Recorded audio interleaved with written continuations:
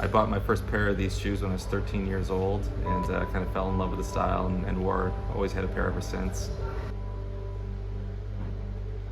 After high school, I went to college at Clarkson. I got a degree in mechanical engineering. A few years after I graduated, the business came up for sale. It's a small business that's in this beautiful area that I called home, and it's literally a mile and a half down the road from where I grew up. But having a pair ever since I was 13, I just knew the quality and the comfort and the durability, and I just knew that if I could get the product out in front of a larger audience, that they'd be received very well. Our manufacturing environment is very relaxed and comfortable, and that being comfortable is a value of our company, right? So we're producing this comfortable product. Nobody does every single step to every pair of shoes that comes through the process, but everybody touches every pair of shoes that goes through the process. When I bought the company 15 years ago, all of our sales were in Japan. Since then, we've diversified our wholesale a little bit. We're still in Japan, and that's still one of our largest markets, but we also sell in Korea, Taiwan, China. We have some wholesale accounts in the UK now. So we've started to globalize a little bit more. Our retail shop is back open, and e-commerce has been a great success for us as well. We can reach a large audience online.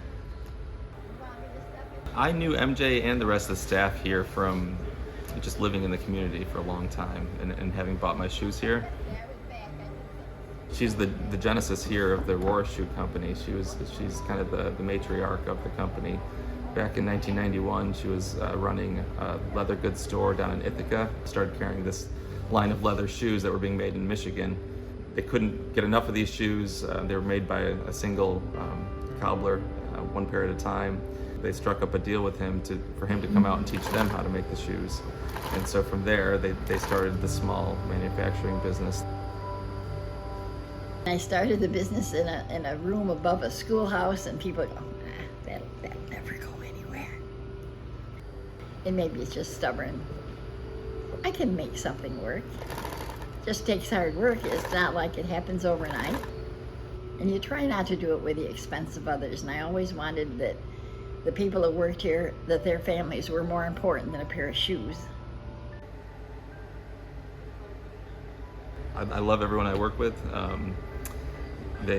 I've had employees, some of the employees who were here since before I bought the company and have all stayed on. Those that I've hired, I've had very few leave in the past 15 years. So we see each other every day, we work with each other every day, and we're all from the local community, and so it feels like a family here.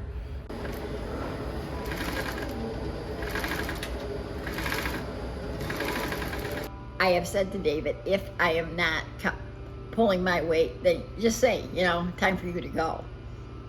But he said, no, he hasn't said that yet. I had to sign a contract that I would stay on a year after I sold it to him, and the year, I guess, isn't up yet.